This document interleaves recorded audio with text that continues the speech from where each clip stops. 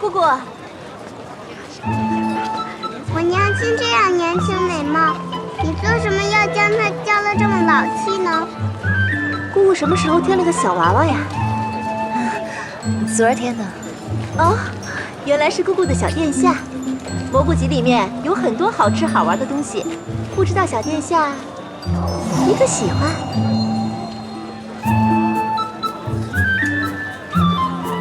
娘亲，阿丽想要这个。拿吧。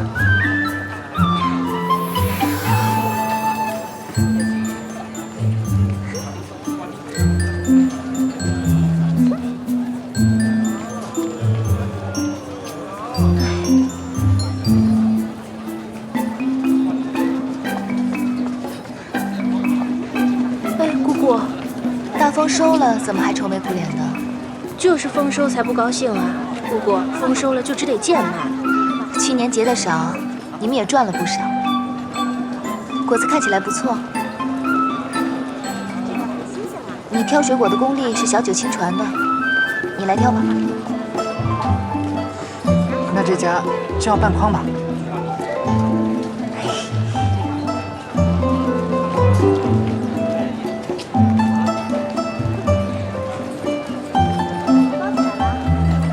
叶华君，你来了，刚好。今天中午我们吃枇杷，要一起吗？阿丽正在长身体，你就给她吃这个。你喜欢吃吗？喜欢。哪里找得到一些肉食蔬菜？这个枇杷还要不要？要。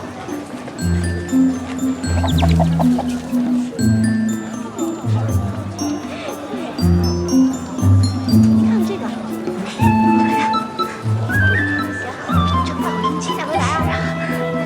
哎，你看这小娃娃管咱们姑姑叫娘亲呢。是啊，还把这男人叫夫君呢。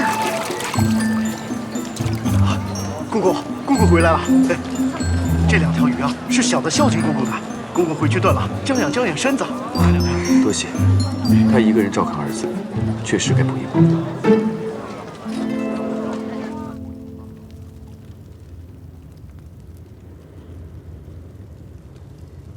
去做饭吧。姑姑，你明明知道我不会做饭的呀。这凡事都有第一次嘛，你连天雷的劫都立得了，我看好你。娘亲，我饿了。姑姑，你饶我一条小命吧，我是迷谷树精，我最怕火的呀。我知道啊，但我又没让你把自己当柴火去烧了。阿离饿了。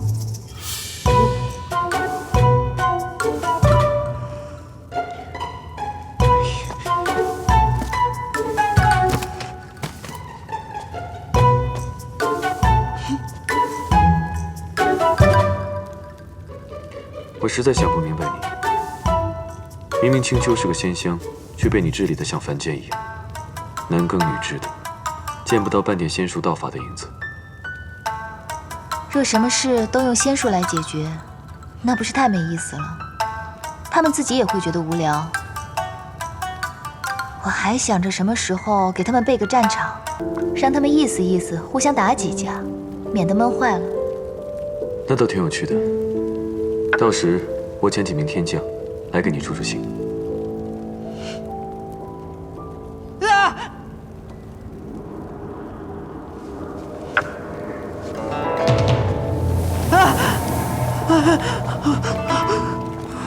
我受伤了，我就说我不会做饭嘛，姑姑。看来这一顿还是算了吧，反正我们不吃也没事儿。那团子怎么办？迷谷，速去凡间将凤九抓回来，说青丘出了不得了的大事。可我找不到他，姑姑。那这样，你去狐狸洞口贴个告示，就说狐狸洞需要厨娘，现在就要。好，我现在就去。这样就好了。烧个火，添个柴，总会吧。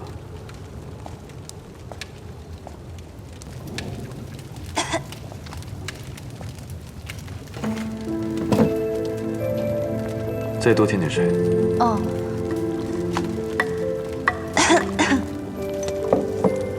哎呀，先夫人委实好厨艺啊，将夜华君调教得如此好。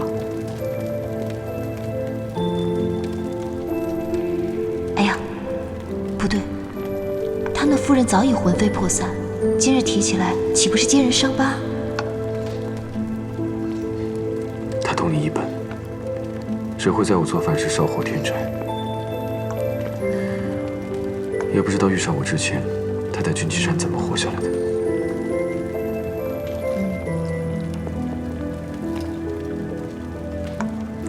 怎么不说话了？怕你伤心，不知道说什么。素素，你看，都伤心过头了，都将我叫错了，不是？你去过东荒吗？东荒，昔日我和16师兄去东荒玩，这太子该不是找到什么线索了，猜到我是司音了，所以才拿小团子做借口来狐狸洞常住，想要找回师傅的仙体。这么看着我干嘛？一脸心虚的样子。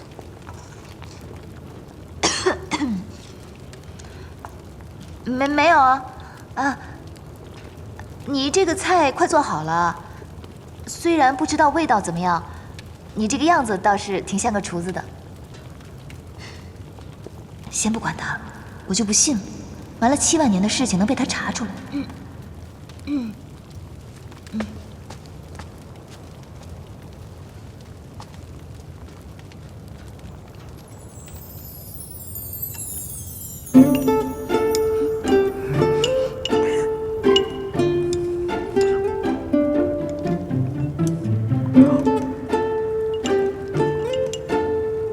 父亲再让喂阿离就变成皮球了。变成皮球多好啊！这样为父带你回天宫时都无需腾云，将你团起来滚一滚，就能滚进你的庆云殿了。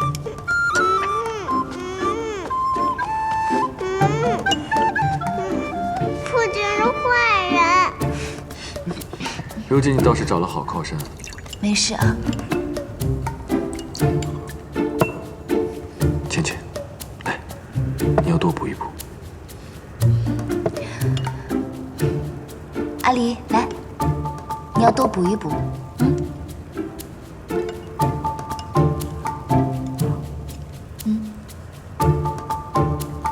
尼古叔叔，你要多补补。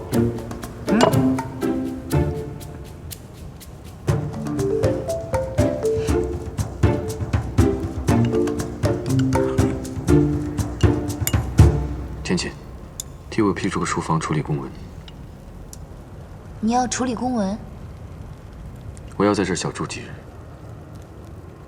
哦。米谷。去把之前4哥的房间收拾收拾。好，我现在就去。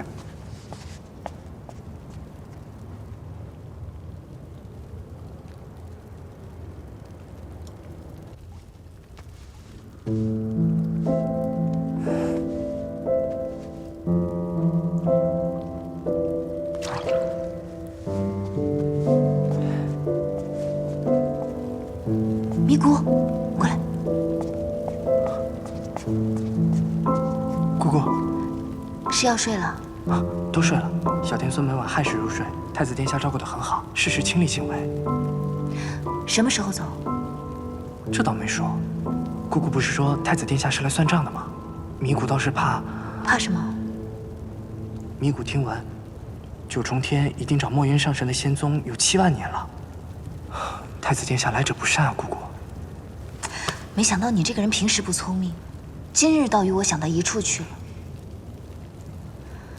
那米谷先走了。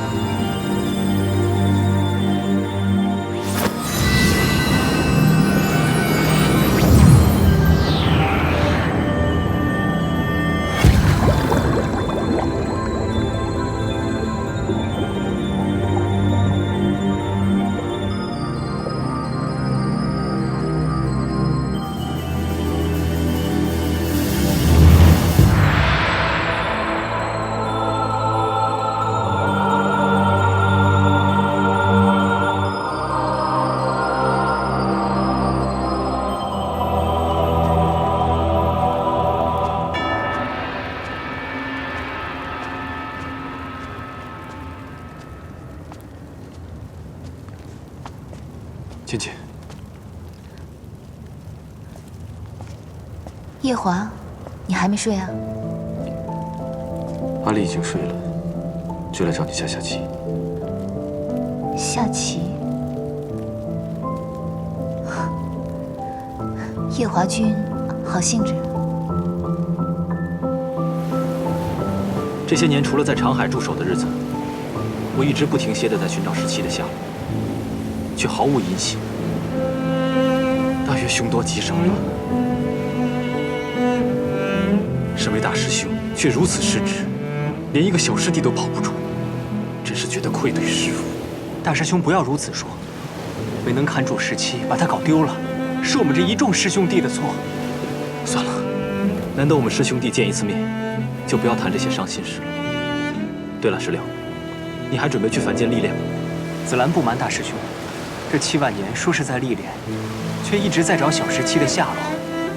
本想继续找下去，可昨日遇到那义军，便改了主意，想往昆仑虚昔日群仙朝拜，如今却落得空无一人的地步。既然紫兰7万年都寻不到17，倒不如就此回昆仑虚，替师傅将我昆仑虚上上下下打理妥当。你还记得师傅临走前说过的话吗？紫兰和17一样，都信师傅所说的。既然师傅他老人家说过叫我们等他，那他就一定会回来。一日寻不到17的下落，我会一直寻找下去。那紫兰就先回昆仑虚，静候大师兄佳音。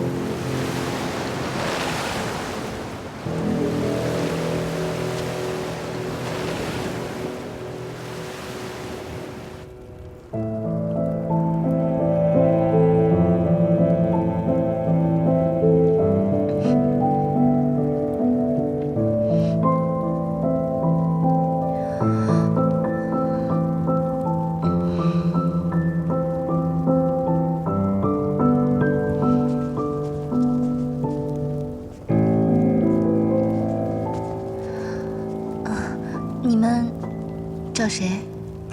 姑姑，这是太子殿下案前私摸的文官，嘉云星君。这个是太子殿下私占的天书星君。姑姑，殿下昨日吩咐过了，日后的公文就送往这里。送公文？哈，姑姑放心，小仙只每日晨起来一次，拿走前日批好的，再送些来代批的即可。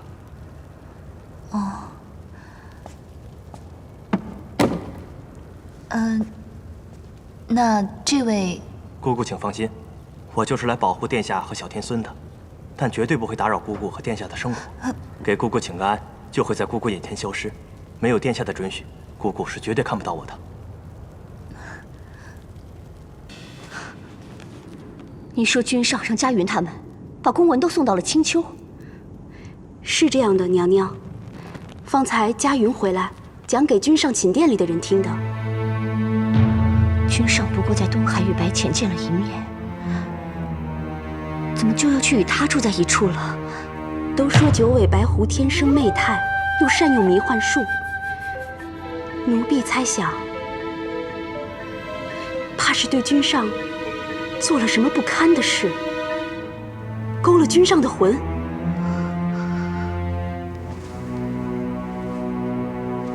天生媚态又如何？当初还不是被一条小巴蛇抢走了二殿下？我做了那许多事，受了幻眼之苦，献上劫魄灯，才得以入住洗梧宫。可他只因身为青丘地阶，就平白地占了这正妃之位。这世间事，还真是不公平。是啊，娘娘，咱们要赶快想法子，好好教训教训他才是。不，她是青丘女君，四海都要尊称一声姑姑的人，又是天君亲自定下来的太子妃，与她硬碰硬，并不能讨得什么便宜。难道娘娘就这么忍了？不，这不是忍不忍的问题。我当初能走到今天这一步，在夜华不愿意的情况下，还能入住洗无宫，能让这四海都认为我是这洗无宫唯一的宠妃，靠的不是忍气吞声和硬碰硬，靠的是这。娘娘说的是。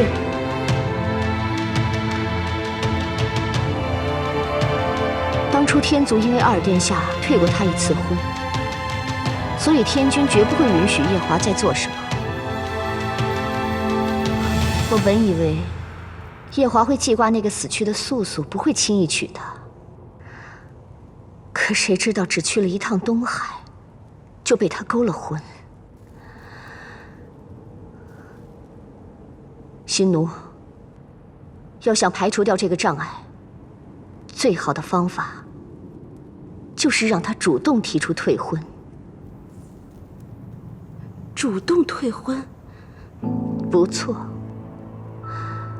他对夜华又没什么感情，自己又是青丘女君，如果让他觉得跟夜华在一起处处受限，不舒服不如意，一怒之下，他说不定真的会退婚。即便不退，也绝不会给夜华什么好脸色。不错，不错，还是娘娘主意好。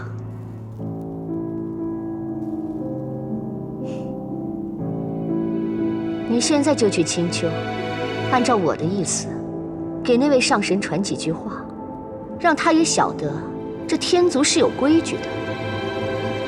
他和君上虽有婚约，却未成婚，如此日日交颈而卧，不成体统。先杀一杀他的威风。是，奴婢这就去。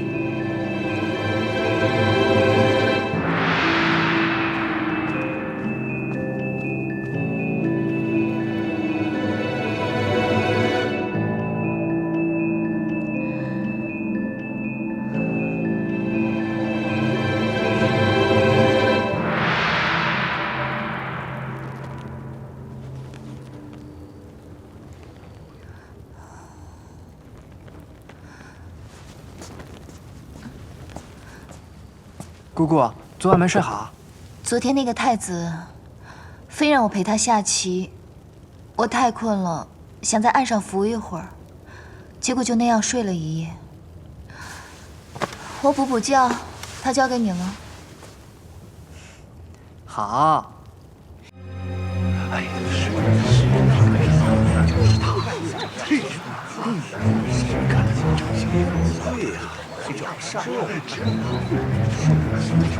慢着，你家姑姑可在洞内？姑娘找我家姑姑啊？不错，我是洗无宫素锦娘娘的人，要面见你家姑姑。我家姑姑与你家君上，晚上下棋，白天散步，现在累的正休息呢。有什么事儿跟我说吧。我家娘娘也不是不能容人的人，况且还是未来的帝妃。娘娘派我来，也是一片好心。这白浅上神与太子殿下尚未行礼成婚，便就终日缠绵交颈而卧，终是不太妥当。就连当年的天君也不似这样。再则，这妙清公主将被请上了天宫，太子殿下也万不该冷落了她。我们青丘哪有你们天族那么多弯弯绕绕的规矩？哼，一个区区的小仙，就在这叫唤，是欺负我们青丘没有人吗？就是，对呀，分明是故意寻个理由来为难我们青丘不是？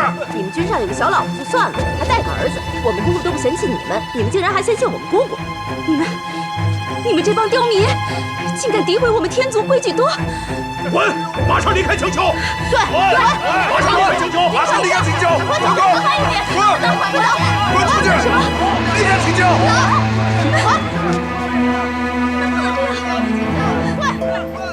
赶住星球！你们要干什么？快走！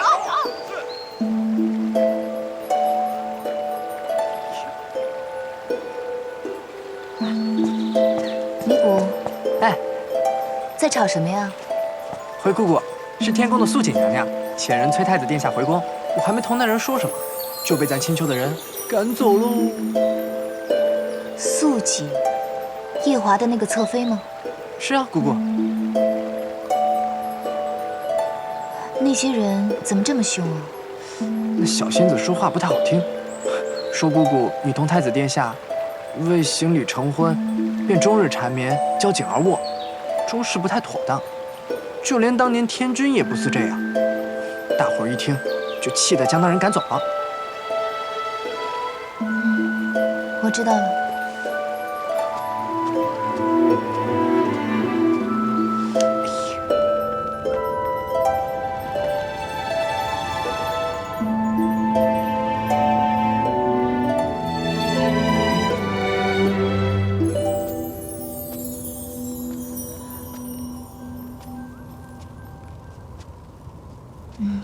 画得不错。方才你那位侧妃遣人来叫你回宫，说了些话，虽有些失实，但我掂量了一下，觉得她说的有道理。什么？她说，你我尚未行礼成婚，便终日缠绵，交颈而卧。他虽然说的不是真的，但是我想你整日住在我这狐狸洞里，确实不太妥当。你觉得呢？我要来你这里住，便来你这里住。左右你才是我的妻，旁人管得着吗？若我在正经年纪成婚，孙儿也有你这般大了。先前你屡次提醒我，你长我几万岁。可是想说什么吗？随口一说。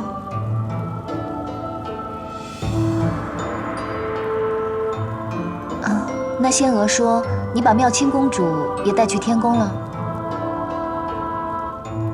不错，芊芊，先坐下。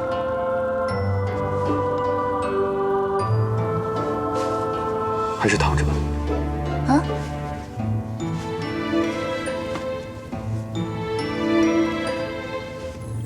选个舒服的姿势，手抬起来，面朝向我，带着微笑。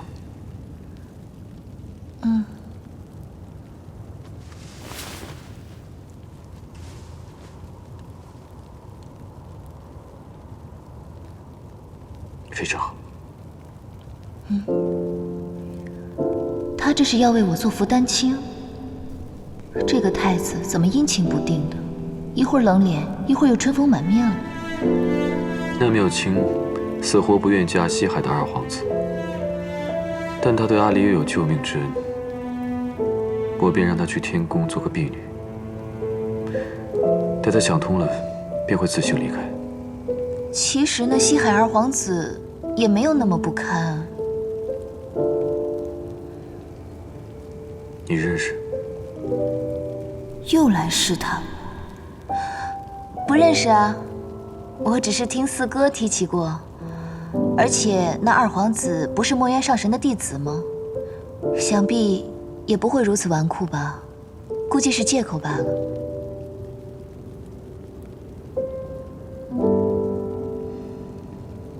芊芊，你还有什么想与我说的？还有一件事要说。说吧。我的手麻了，可以换一个姿势吗？随你。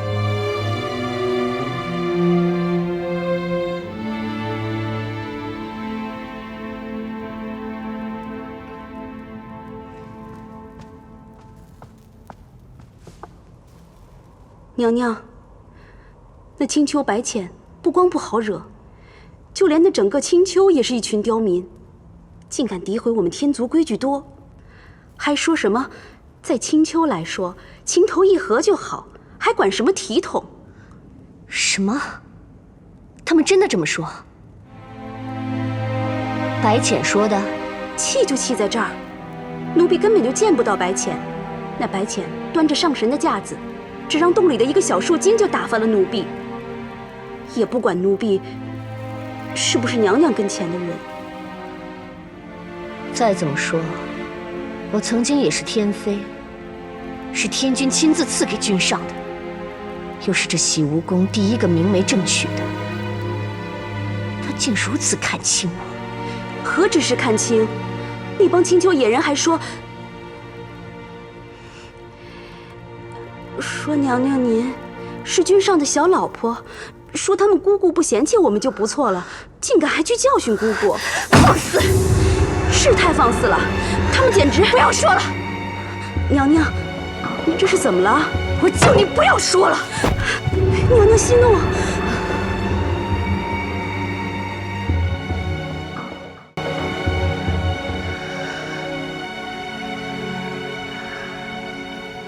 让我好好想想，如何让君上从那只狐狸精身边回来。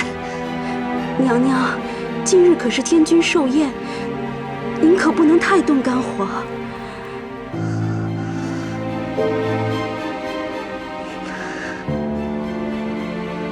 没关系，我只是一时压不住怨气。没关系。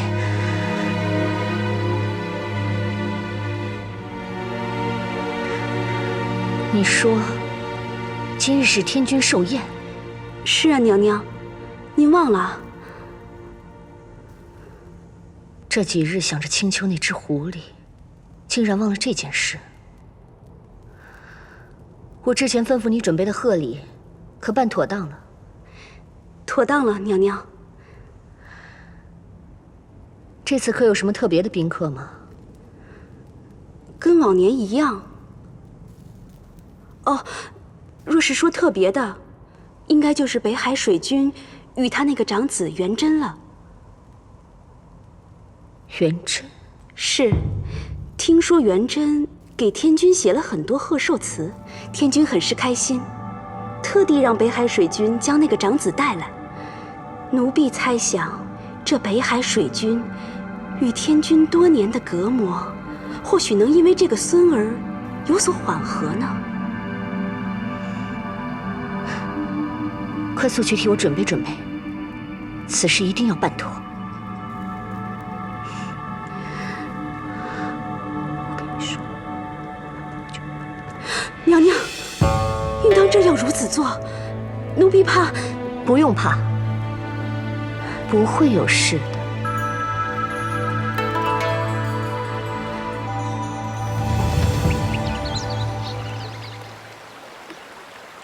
听说你从小就在狐狸洞中，浅浅刚满1万岁你就来了。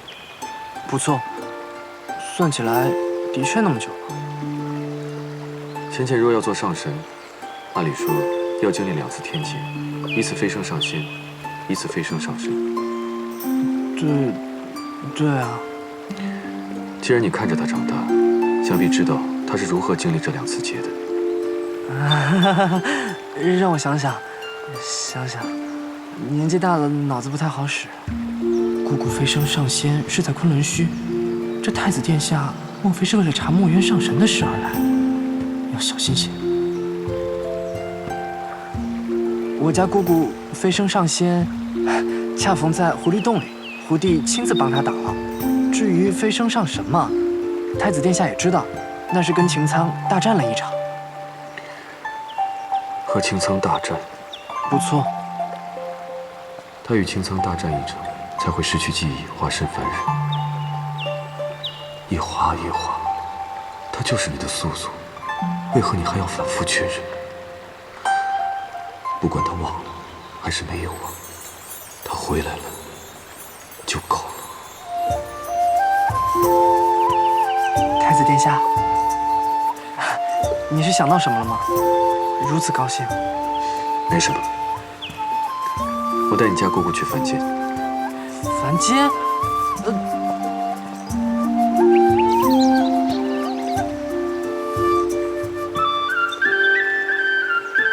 这太子殿下真难做，一会儿阴，一会儿晴。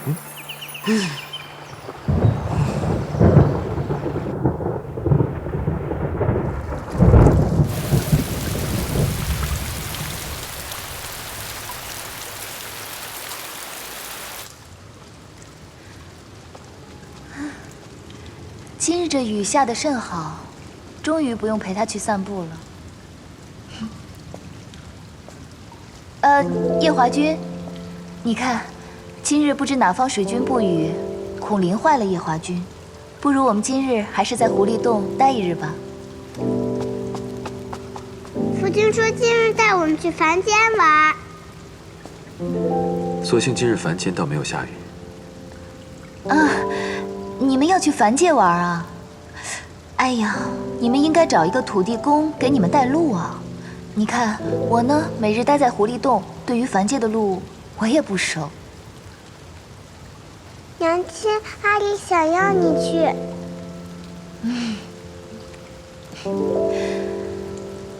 等我换件衣服好吗？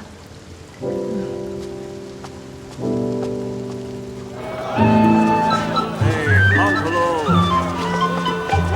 糖人喽。干爹，我想要这个。好。要哪个呀，小少爷？来，这个。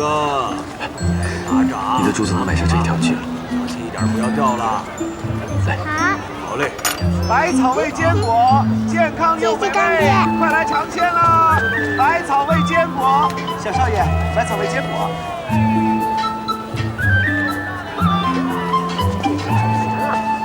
干爹，我要这个。替我装一包吧。好的。怎么今日有兴趣到凡间来？我记得昨天佳云报来一大摞公文，看他那神色，也不像什么闲文书。今日是阿离的生辰。来两个。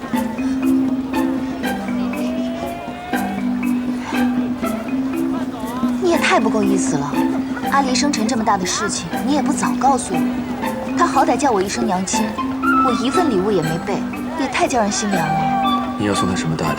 夜明珠。你怎么知道的？送人夜明珠不是你这么多年来的习惯吗？小仙送小珠，老仙送大珠。虽然送他夜明珠十分名贵，可是阿离人小不识货，送他也是白白浪费。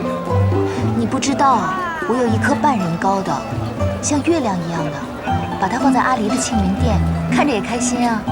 那可是四海八方独一无二的。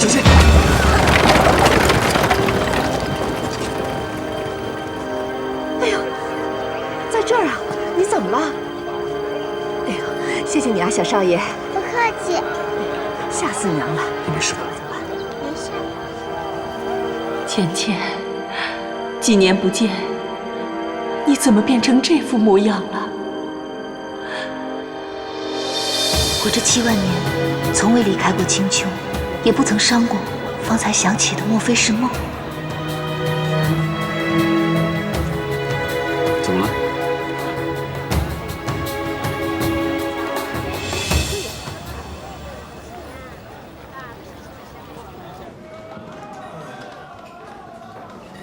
哎，客官，菜都上齐了。哎，客官，来。哎，这小少爷长得灵秀动人啊。小时候长得可爱，长大了容貌怎样还不一定呢。你们慢用。娘亲是不是嫌弃阿离了？男孩子长得好看没有用，一双有力的拳头比一张好看的脸要有用。更何况，女孝父儿孝母，依我看，阿离长大之后模样也不会差的。娘亲生得好看，阿离自然也不会差到给娘亲丢人。对，不管阿离以后长大了是什么样子，都是我心头的一块肉，我总是最维护你的，你晓得的哈。干爹对阿离真好。哎，两位客官，这老窖啊是小的刚热的，正好此时喝，你们品尝一下。谢谢。哎，白佑，你爱吃这个，多吃一点。这个你最不爱吃，但是对身体好。你瘦成这样，不心疼自己，我都心疼。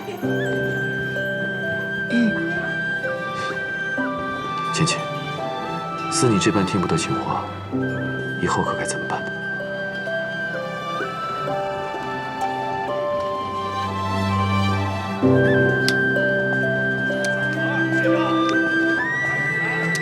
君上，姑姑，天君寿宴，四海八荒的神仙大都前来祝寿。西海二皇子蝶峰来到天宫不久，便来到此陈殿，说是有要事要与君上面禀。贾云不敢耽搁，便前来寻君上。你陪陪阿离，我想回天宫一趟，晚上我再来寻你们。好。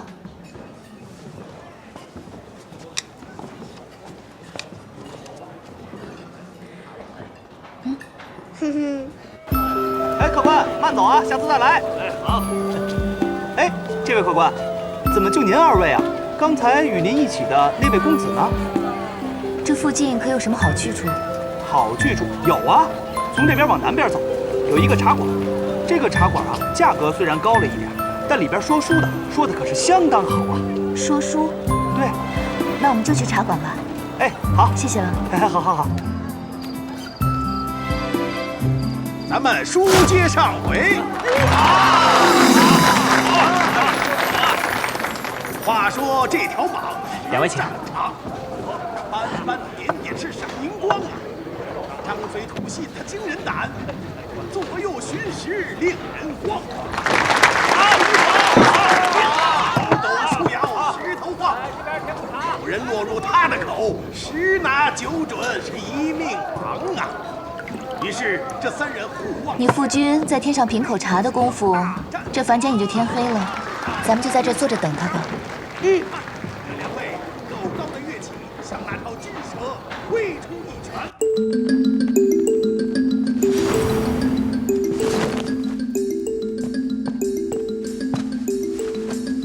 太子殿下，我在凡间还有要事，此主意灭便的离开。那臣就长话短说。近日离开东海满月宴的仙人们，先后都遇到一群人，不知身份，只为取我们的性命。竟有此事？可有抓到活口？没有活口，都被妖法夺走了性命。16师弟的意思是，那些人是妖法做出来的傀儡，所以他们的主人极大可能来自异界。异界？身前那人大喊一声：“哎呀，不好！”欲知后事如何，且听下回分解。好，告辞。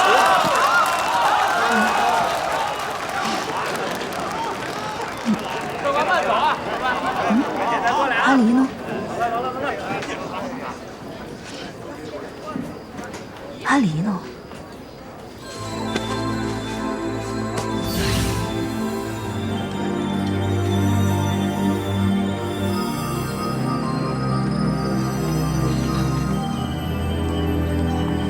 怎么好端端的跑到青楼去了？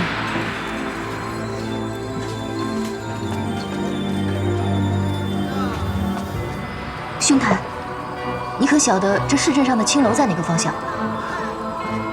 那楼便是。多谢。如此一甚好公子，没想到却是色中恶鬼。唉，这是一个怎样绝望而沉痛的世道啊！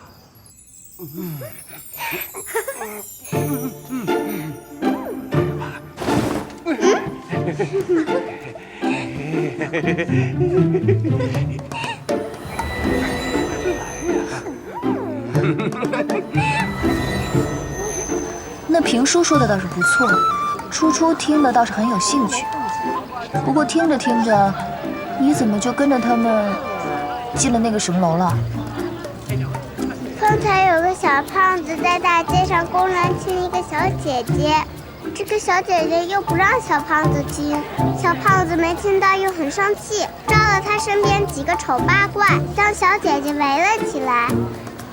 我跑下楼想去救她，他们却没了影子。旁边一个大叔告诉我，他去了一个花楼。我将楼上楼下都看了一遍，可没见着什么花来。这是凡间的叫法，不必太过讲究。后来我就没寻到那个小胖子，找来找去没找到。进去一间厢房，没看清里面是男是女。娘亲你就来了。这个是娘亲跟你的小秘密，不要告诉你夫君，好不？阿离明白了。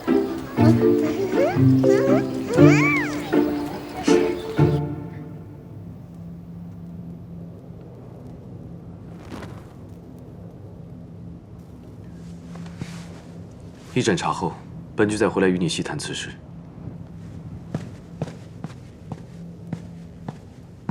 殿下慢走。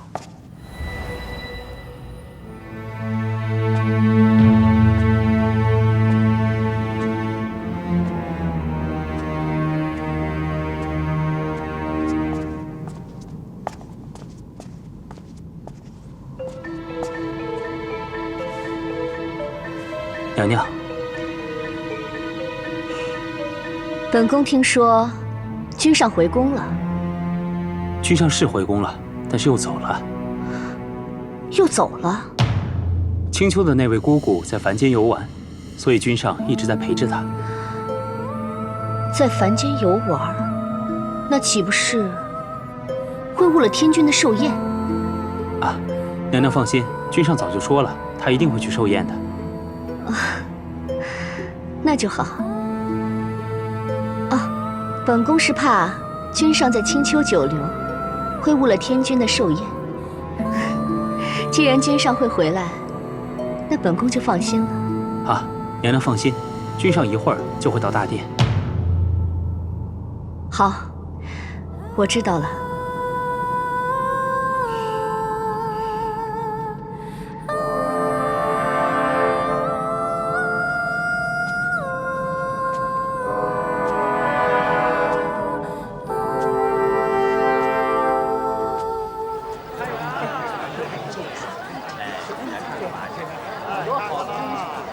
多好看啊！是。哎，这位公子真是一表人才，本王好生仰慕啊！好说好说。哎，哇，这手也是又白又嫩。在下对公子一见倾心，不知公子可否？哇！你调戏我老婆，倒调戏得很欢快。你来了。能将我阿爹引得生意长气，你也是个人才。这次别过，保重。大胆！知道本公子是谁吗？啊！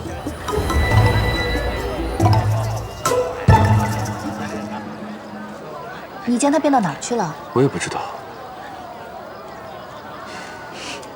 你若刚才不来，我也正有此意呢。你怎么被揩油也不知道躲一躲？不过是被摸了一两下嘛。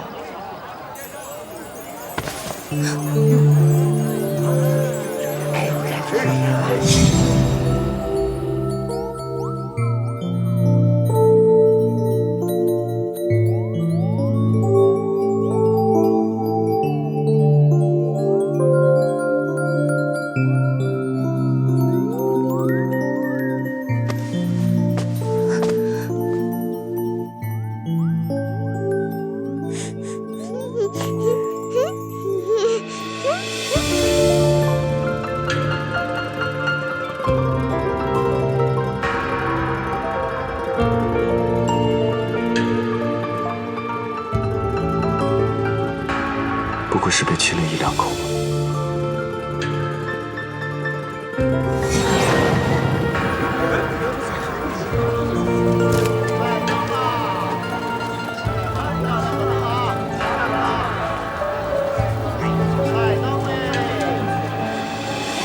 来盏灯吧，两位公子，来盏灯吧。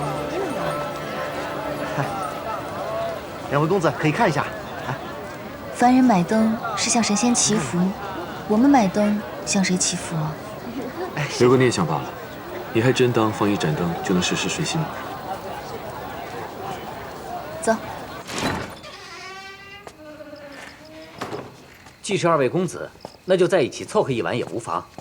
我们这小镇呐，一共就3家客栈，王掌柜和李掌柜那2家昨日就订满了，我们这家也是刚刚退了一个客人，就匀出来这么一间。你看，要不先凑合一晚上？麻烦你取些热水来。好。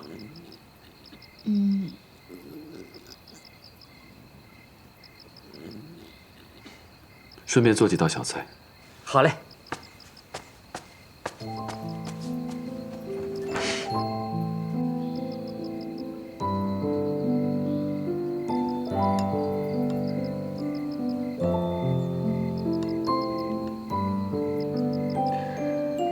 吃不了，便洗漱睡吧。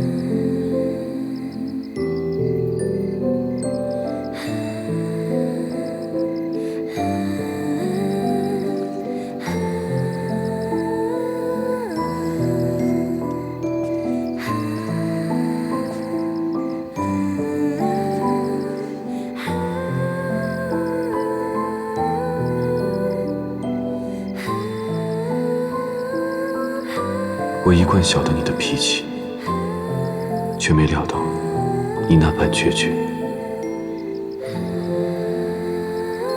前尘往事你忘了便忘了，我既望着你记起，又望着你永不再记起。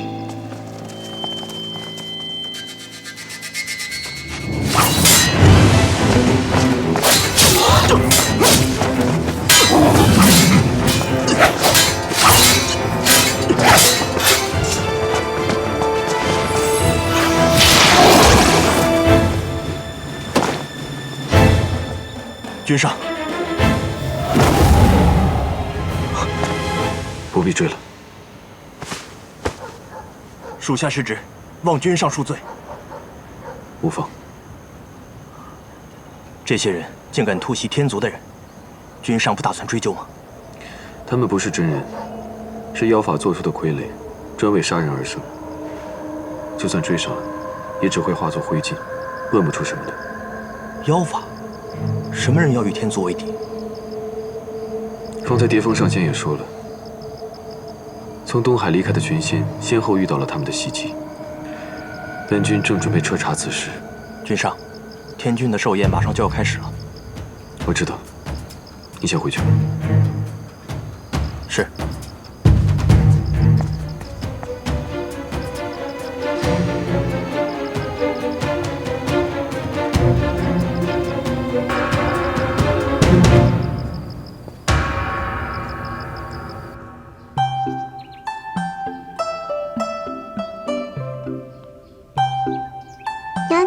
娘亲，这个粥很稠。乖。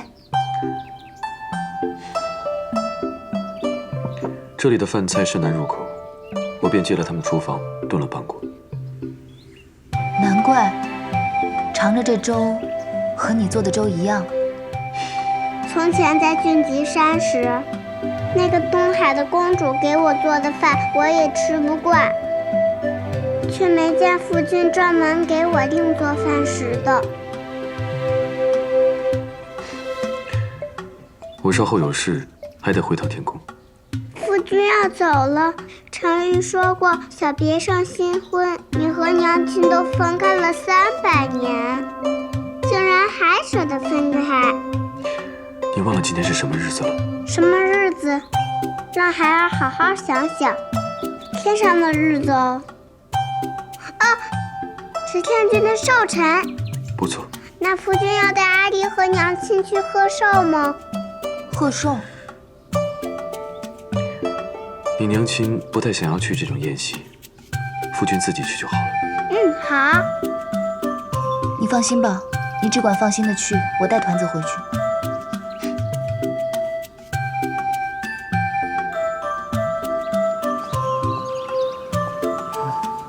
姑回来了。太子殿下呢？回天宫去了，说是有什么事要耽搁几天。那岂不是没人给你做饭了？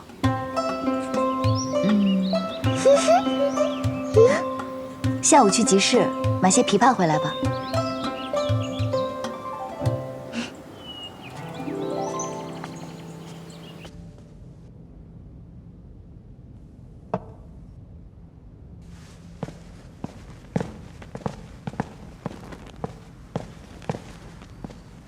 殿下果然守时，一盏茶便是一盏茶。方才在凡间，我也遇到了你说的人。殿下也遇到了。他们怎么敢对殿下下手？并非要对本君下手，他们是想要一个上仙的命，恰好被我的座下天书遇到。那殿下可留下什么活口？留了活口也无用，那些人都被妖法所化。是，就是妖法。这些人来自异界，可异界早已归顺天族，为何忽然会如此做？此事先暂且压下，先查出那些被追杀的仙人们都是些什么身份。是。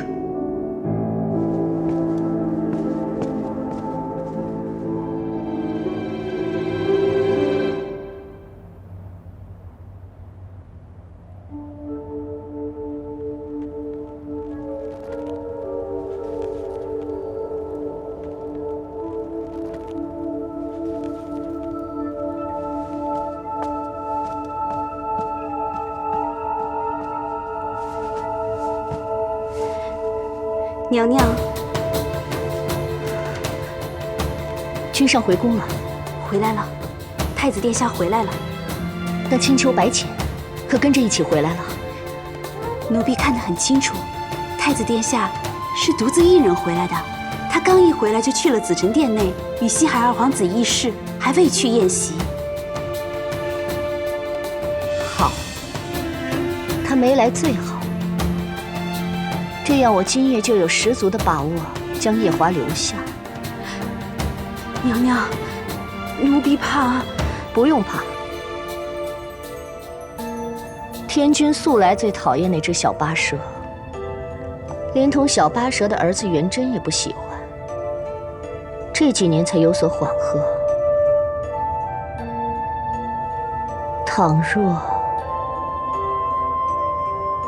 元贞调戏我，天君一定不会饶过他，所以不用怕，在天君心中我很重要。哪怕他不看在自幼照看我的情谊，也会看在各分支部族首领的面子上，给我个交代。我是夜华的侧妃，我被他的堂弟调戏，怎么说也是一件大事。夜华总会留在天宫几日。如今之计，最重要的就是让他留在天宫，不让他再去青丘受那只九尾狐的魅惑。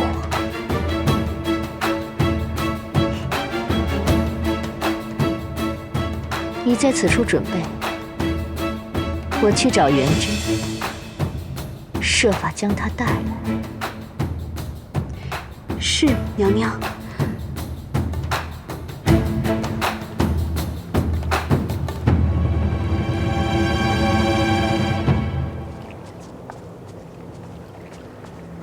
那就是北海水君的大儿子呀。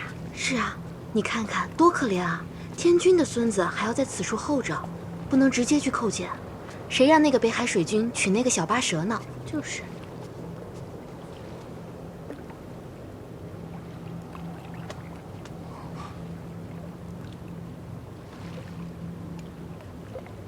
姑娘是何人？有什么要让元贞帮忙的吗？你该叫我一声素锦娘娘。啊，原来是素锦娘娘。元贞见过素锦娘娘。哎，按辈分，我是你的长嫂，你我就不必如此生疏了。那些奴婢的话，听听也就算了。活得久又能如何呢？最重要的，是能和心爱的人在一起。我就很羡慕你爹娘之间的感情。娘娘说的是。哦，对了，怎么就你一人在此处呢？啊，夫君去给天君请安了，让我在这里候着，等着传召呢。是吗？哎，不如这样，我带你进去。那怎么行呢？没有传召，怎么能随便进去呢？没关系，那可是你亲爷爷。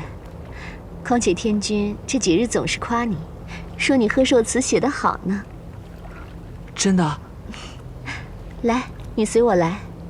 天君现在就在洗梧宫，我带你去。嗯。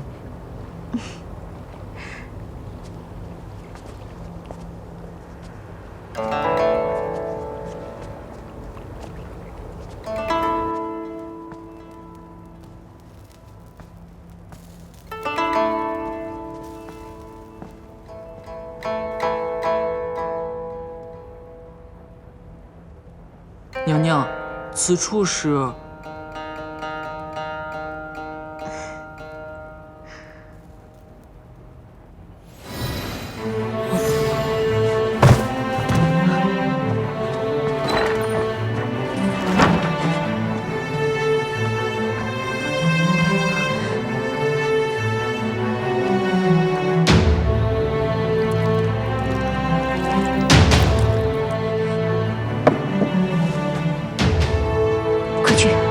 把他扶上去。是。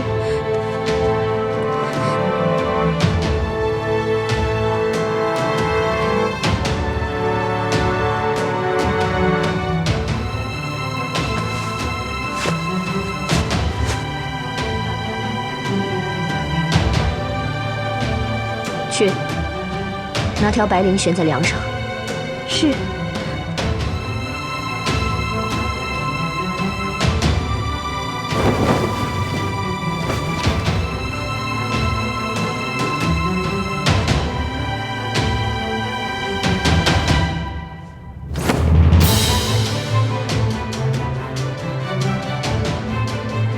快去，一路哭喊出去，就说我被小殿下醉酒调戏，想不开要上吊。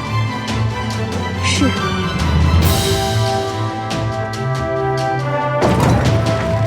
快来人呐！我家娘娘被小殿下醉酒调戏，想不开上吊了！快来人呐！快点来人！我们家娘娘上吊了！来人呐！太子殿下，二叔，听说你最近一直在青丘住着，怕是婚事将近了吧？我还听少卿说，他在东海看到你旁边的女子是白浅上神，开始我还以为是他在说笑，没想到竟然是真的。听三叔说，二叔这次来为天君贺寿，也带了长子元贞来。没错，啊，方才父君还在夸元贞聪明，只可惜，再聪明，也不过是北海水君的儿子，怕是与这九重天无缘了。夜华，二哥，快去洗梧宫，元贞出大事了！啊！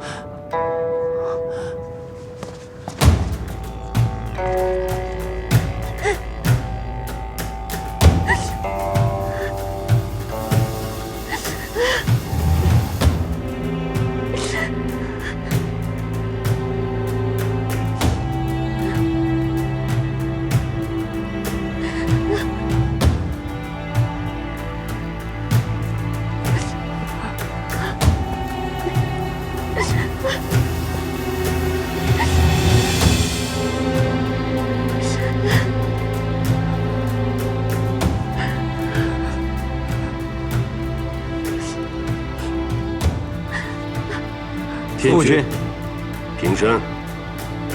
谢父君。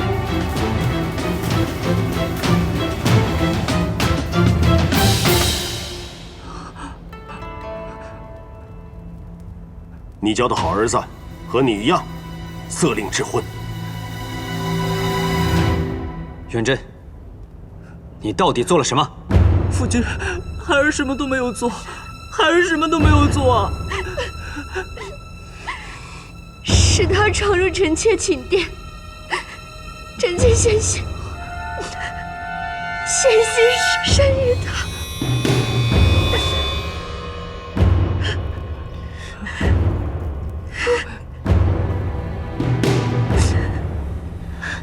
是臣妾辜负了君上往日的恩宠，求君上赐臣妾一条白绫，让臣妾死得清白些。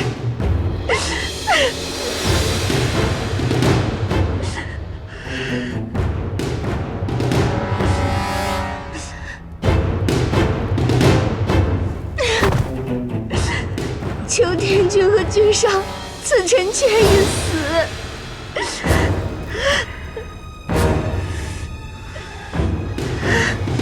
混账东西！你个畜生！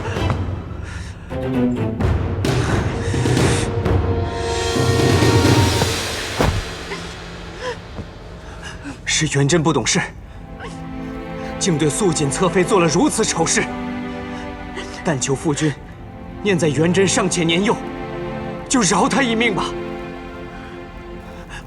求夫君饶元贞一命，从轻发落。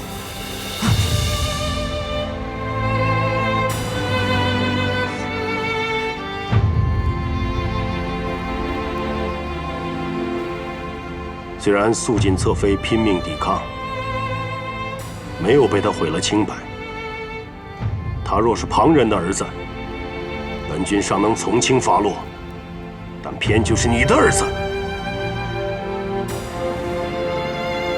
本君三子之中，最宠爱的就是你，也是你最伤本君的心。没想到今日，又是你的儿子伤了本君的心。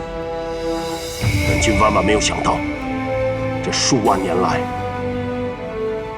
初次让你带着儿子上天宫，竟然换来自己在寿宴上当着群臣的面，被自己的孙儿当众扫了颜面的结果。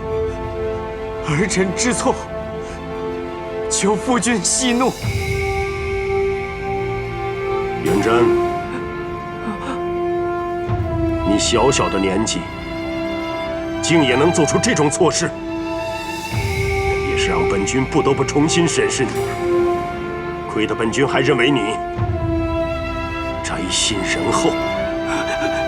求天君明察，孙儿真的什么都没有做，是素锦娘娘要孙儿来的，孙儿真的什么都没有做，求天君明察。你个混账东西！哪个女人会陷害别人来毁自己的清白？都到了这个时候了，你还狡辩！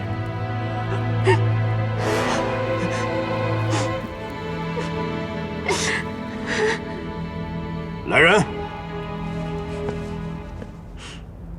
天君，捉捆仙索，将元贞给捆了，丢下凡间，历劫60年。60年后，再重列仙班。是。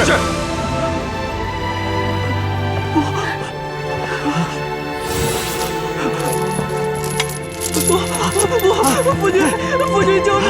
夫君，孩儿真的求夫君收回成命。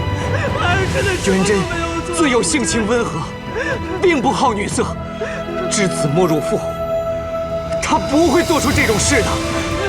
求夫君明察，求夫君明察！夫君救命！当年，本君也以为你性情温和，不好女色。你不也做出了那般丢尽颜面的事？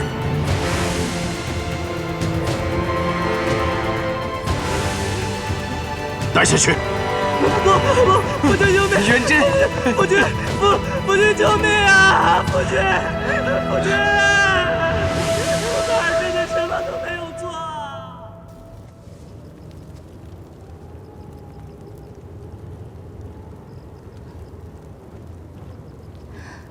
这小孩子这么一哄就睡着了。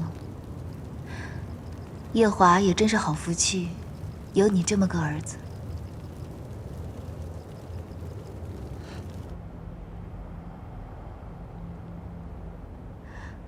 求君上赐臣妾一死，以证清白之身。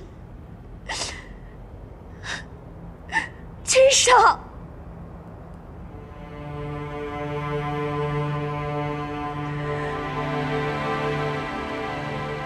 你今日做的又是什么戏？君上，这是什么意思？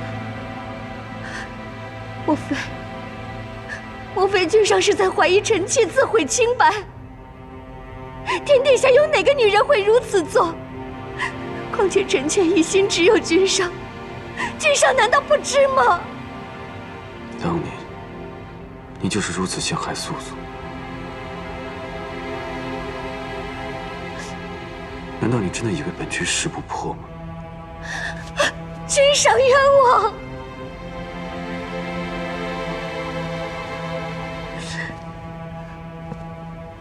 你知道我为什么留着你的命吗？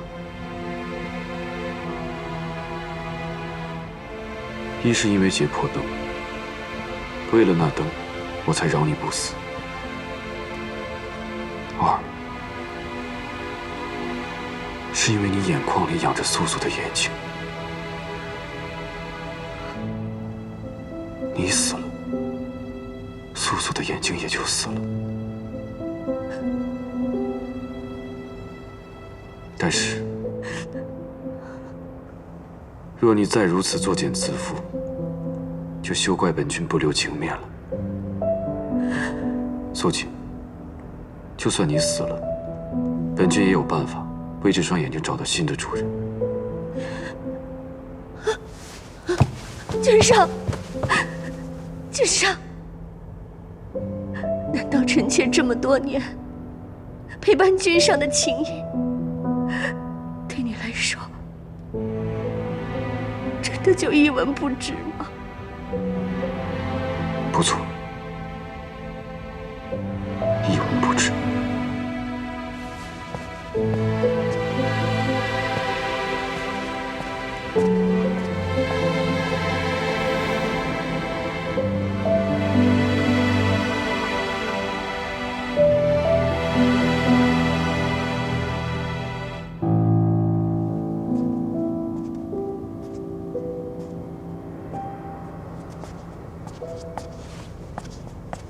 依我看，是素锦设的计，天君将计就计，打压二叔。你真是越来越看得通透了。只是可惜了，元贞那孩子也是倒霉。二哥也有不小心，当年父君就是为了那小八蛇把他贬去北海，如今他却夫妻感情更深，这都是要生第4个了，这不当着四海八荒的面，让父君面上不好过吗？元贞也算是替父母受过了。受一受过也好，稍后啊，我也去劝劝二哥，让他万事都收敛一些，恩爱都得藏着，否则不让父君面上好看，他也不会有好日子过。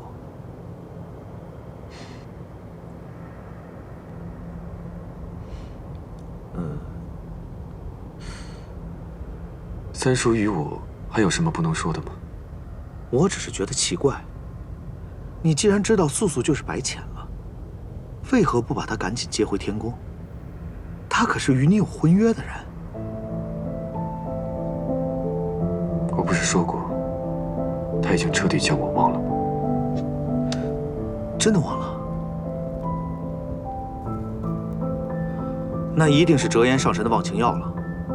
看来他还记得你挖走他双眼那件事，才将你彻底忘了个干净。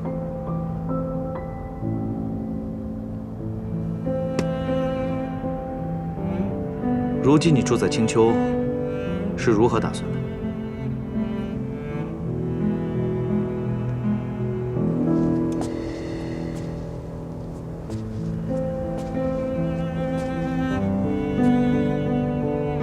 我想从头来过。从头来过？他是素素时，在天宫里没有任何好的记忆。既然如此，忘了就忘了吧。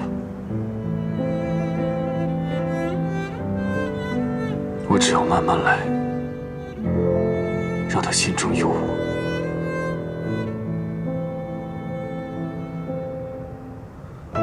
这一次，就可以没有任何阻拦，名正言顺的娶她为妃了。也好，如此也好。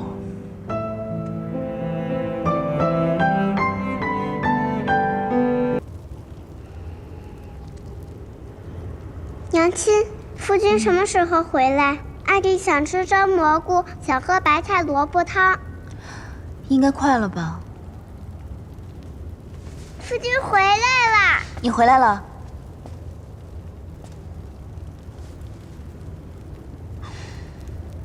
不是和你说过，阿丽现在长身体，不能整日里只吃这些。我知道啊，所以日夜都盼着你回来，给她改善伙食。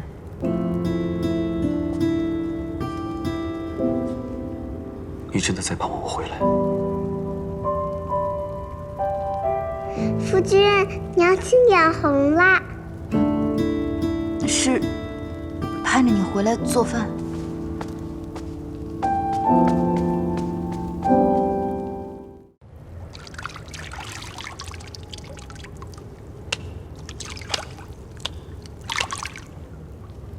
有了。姑姑，你魔怔了吧？我要去青丘寻一个小仙，让她做夜华造屋里的关门弟子。这样，就算夜华离开青丘了，我们也有的吃了。好，咪咕，这就这样绑门去。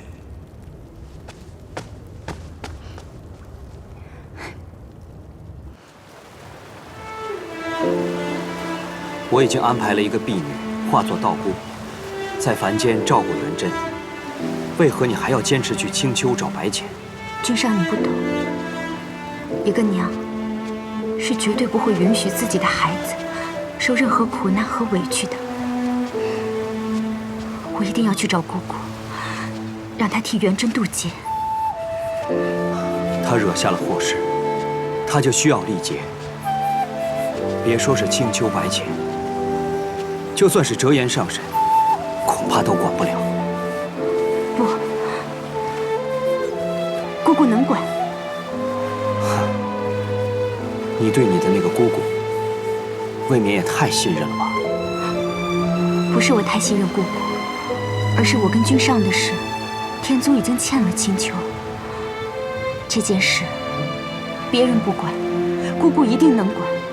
哪怕姑姑擅自给元真改了契约，天君也会睁一只眼闭一只眼的。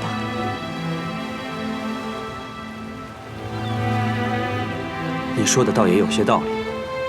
不过，白浅的性子，若是他为难你，君上不要担心，姑姑已经归还了我破云扇，并且许了我一个心愿。她是个言出必行的人，一定不会拒绝我。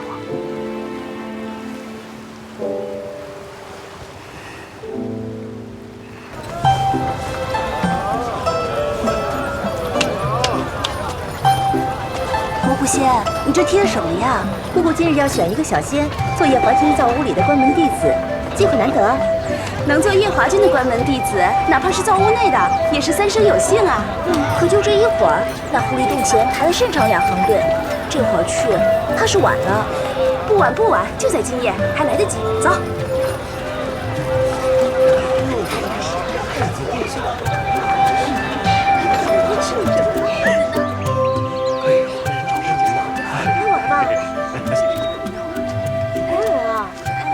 叫谁啊？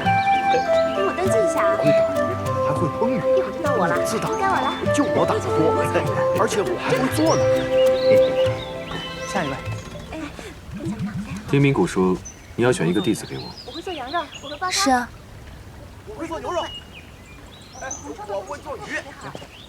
下一位。你会做什么菜？让他们都撤了吧，没一个跟过好的。好，记下来。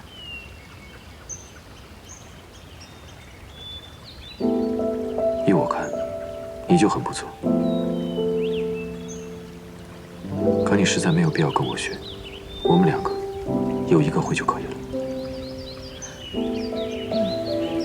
咪咕，姑姑，太子殿下要哪一个？他一个也没看上，让他们都散了吧。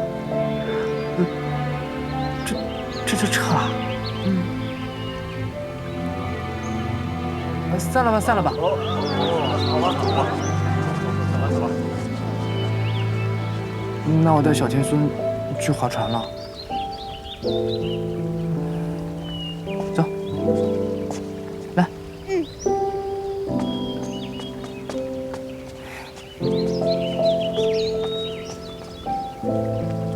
芊芊，陪我去散散步。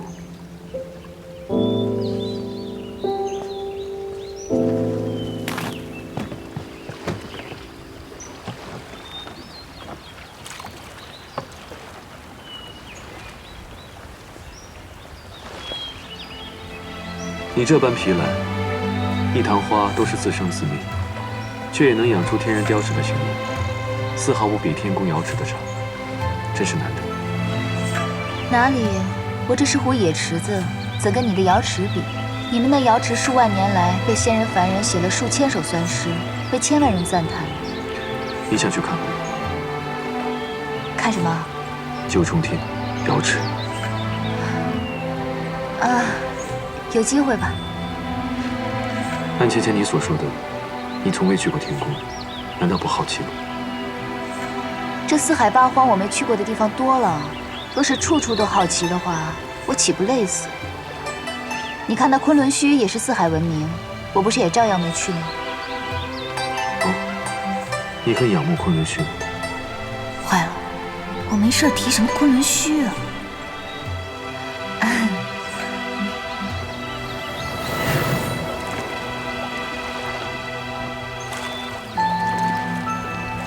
米谷呢？米谷在洞口设置了仙障，怕是有人误闯了。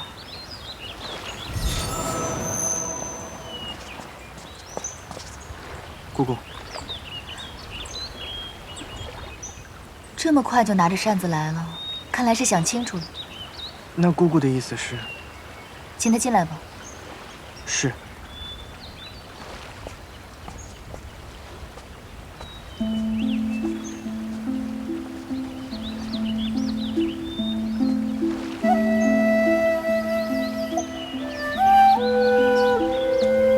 姑姑怎么说？姑姑说，让你进去。少卿，我若是你，根本就不会来见姑姑。最后一次，此事过后，少轩绝不踏入青丘半步。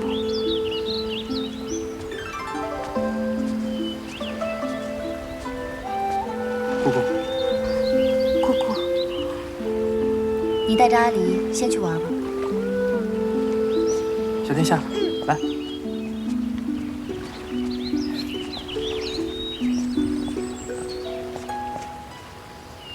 你既来找我，一定已经想清楚，问我要什么。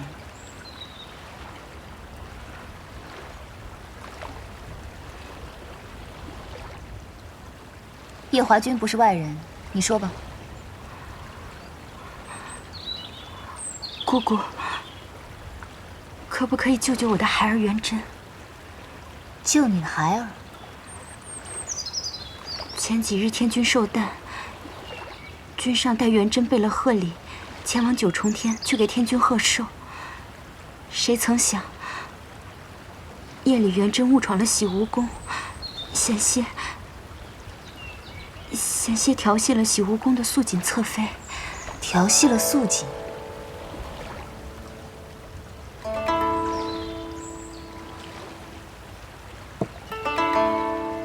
能做太子的果然不是一般人，戴绿帽子也戴得很欢快嘛。可元真却在最后关头刹住了脚，但是却惊动了天君。天君震怒异常，立即着捆仙索捆了元真，并下旨命他向凡历劫60年，60年后方可重列仙本。这调戏未遂来说，这处罚确实重了些。元真是一个善心的好孩子，走在路上连蚂蚁都不舍得踩死一只，恳请姑姑去救他一命吧。可是，他毕竟调戏了夜华君的侧妃，不必做我的人情。元贞那回事，我也觉得判得重了些。他调戏的可是你的侧妃。我没有侧妃。既然太子殿下也觉得判了重了，恳请姑姑下凡救他一命。他不过是下凡历个劫，60年后又能重回仙班，何来救他一命？因为绍兴已经打听到，在元贞18岁时会有一个大劫，这个大劫会苦他一世。绍兴不忍心看着他这样备受煎熬，所以恳请姑姑帮他把这劫数度化了，让他平平安安地度过这一生。所以，你来找我，是为了帮你儿子渡劫？是。绍兴不敢求姑姑去求情免了这罪责，只求姑姑悄悄地帮一帮元贞。你这件事情来拜托我，托的倒是很有头脑。你知道，就算是我改了元贞的气运，天君也不会同我计较，是吧？绍兴知道，这4海8荒之内，只有姑姑能做这件事。好，我答应你。这件事情我替你做了，但是事成之后，你我主仆情分就算是尽了。你与我青丘白浅，再无任何瓜葛。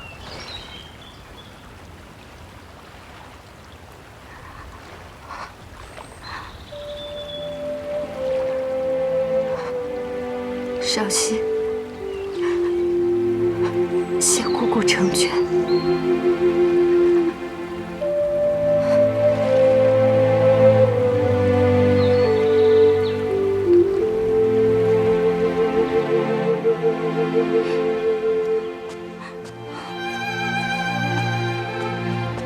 怎么了？又被那些小神仙欺负了？他们都笑我是小八蛇，不配在狐狸洞伺候青丘女君。你也太没出息了！小时候谁敢欺负我，我就把他打得连家门都不认识。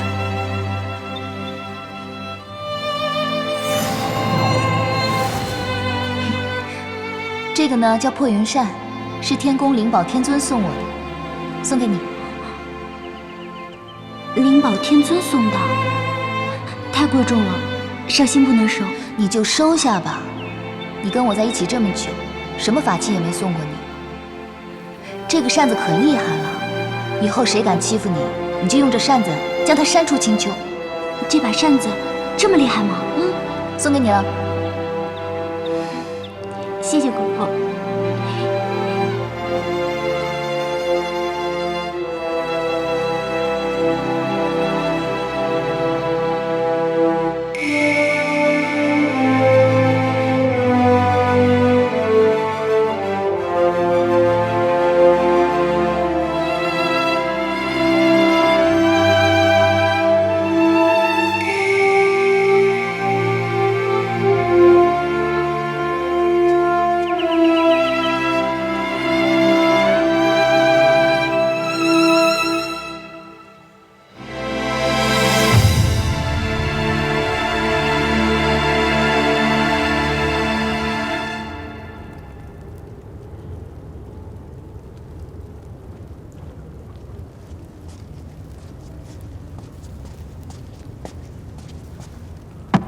姑姑方才为何说绍兴将此事托付给你，还托付得很有头脑？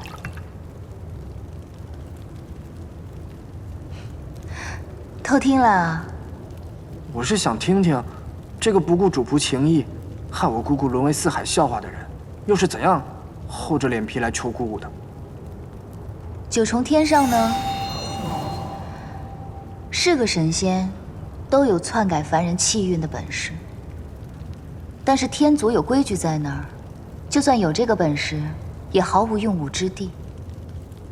天族欠我们白家的债有1箩筐了，1分也没有兑还。有我出面讨几分薄利，天君也会睁一只眼闭一只眼的，将这桩小事囫囵了。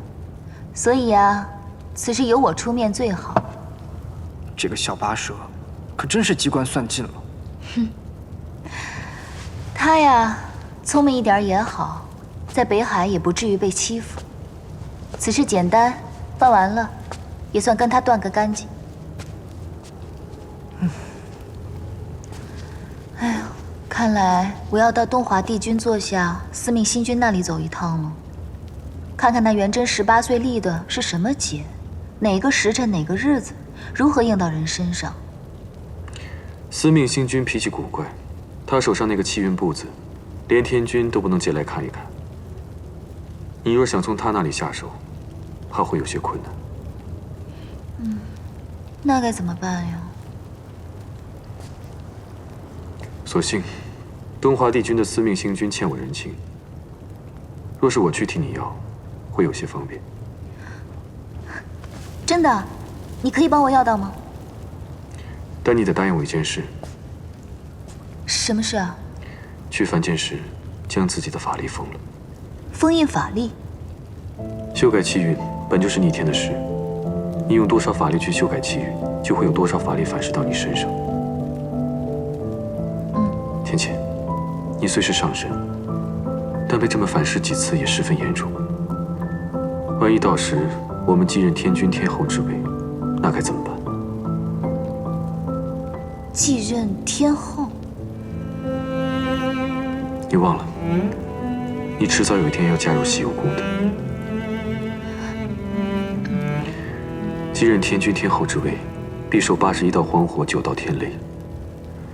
若你再被法力反噬，我怕你会保不住性命。哦，好，我答应你就是了。不过你我尚未成亲，若你近日要继任天君的话，我可是来不及嫁你的，也就谈不上81道荒火，9道天雷了。怎么，我说的有何不妥？芊芊，你可是在怪我没有早日向你提亲吗？若在300年前我便娶了你，就没有今日这个担心了。我也就是随口一说。我看现在天色已不早了，夜华君不如早日帮我把这事办了，我好去替那元贞渡劫。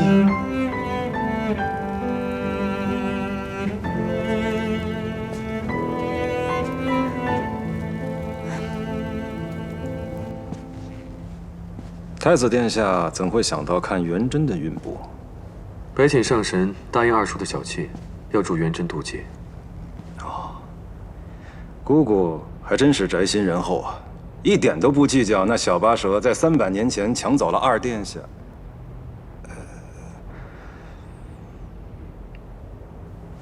那我给殿下讲讲这元贞在凡间的事吧。元贞托生托到了一个帝王家，姓宋，叫做宋元贞。12岁上封了太子，如今快长到18岁了，结束将至。元贞在凡间的母亲是个贵妃，生下元贞之后，便带着她入了道观，出了家。16岁时，才让元贞的师傅将他送回了宫中。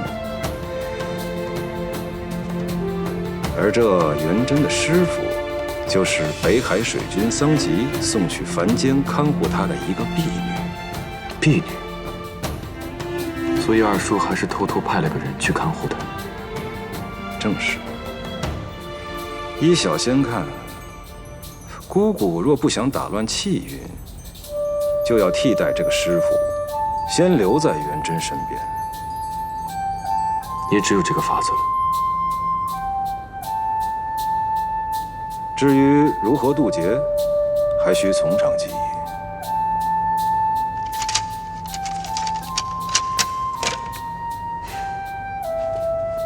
多谢。太子殿下言重了。当初是殿下您看在东华帝君的面子上，才原谅了白凤九偷走劫魄灯的事。今日就算我替帝君还了这个人情，只是殿下要记得提醒姑姑，到了那人间，一定要封了自己的法力，否则……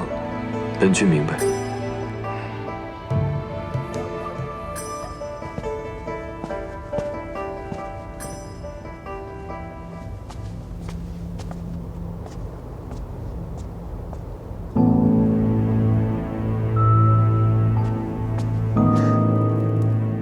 你说那只九尾狐要去凡间帮元贞渡劫？君上和星君确实是这么说的。他们还说要白浅一定要在凡间封印自己的法力。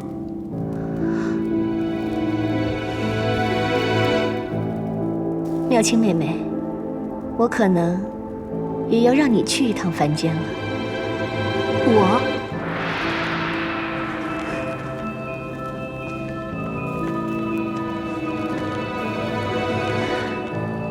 按理说我是姐姐，这种冒险的事本该我亲自去。可是我身为君上的侧妃，一举一动皆在众人的眼皮底下，实在是不敢妄动。但是妹妹你就方便多了。不知姐姐让我去凡间做什么呢？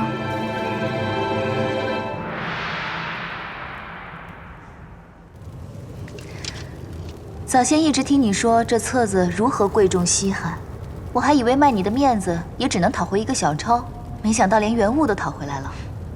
看看吧，司命这气韵，写得很是让人唏嘘。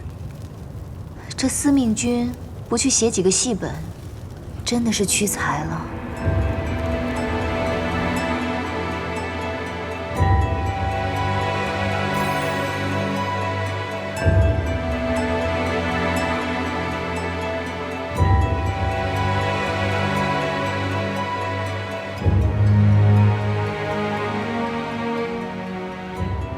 6月初1，皇帝出游数女春，太子元贞也会同行。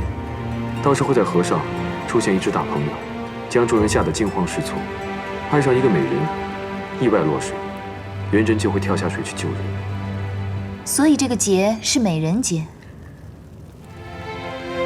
元贞和那位美人在水中双双看对眼，只可惜皇帝也瞧上了那位女子，就带回宫中宠幸了。这皇帝还真是多情啊！元贞不甘心失去一生所爱，就在某夜醉酒之后，和那美人曲径通幽。不久之后，美人就生下了一个皇子。所以，元贞是给他在凡间的老爹戴了顶绿帽子。没错，那名皇子自然就是元贞的儿子，但他自己不清楚。10多年之后，皇帝病入膏肓，皇子和元贞争夺太子之位。最后死在了元贞的剑下，这个噩耗传入了美人的耳中，上吊自尽。死之前留下了一封书信，告诉元贞事情的真相。元贞读后悲痛欲绝，也欲抹了脖子。可无奈，当时皇朝只留下他一个男丁，他只好忍痛坐上了龙座。